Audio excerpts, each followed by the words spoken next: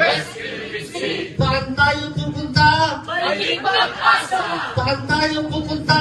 Maging pag-asa. Of course, we're always assessing risk as we plan the mission. Pero ang klaro kasi sa atin, mas mahalaga even more na i-civilianize natin yung West Philippine Sea. Yung local government nga ng Pag-asa, nag-open na ng patriotic tourism eh.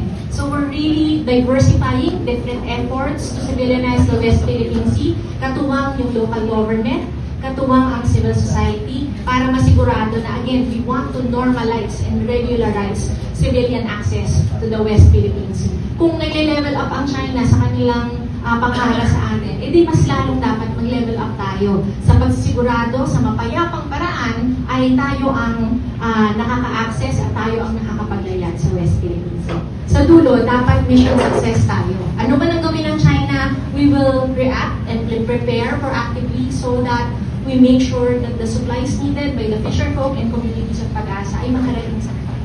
So ano mong maging itsura nun at ano yung mga contingencies? As we grow closer, syempre i-explain naman namin sa media ano yung mga different scenarios na ating babantayan.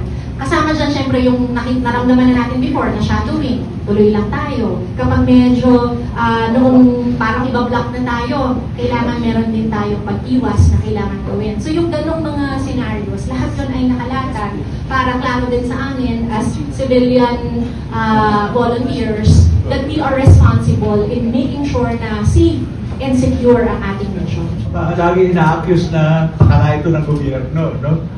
Pero at the same time, hindi pwedeng biyahe lang tayo. Security, so we are in coordination with them naman.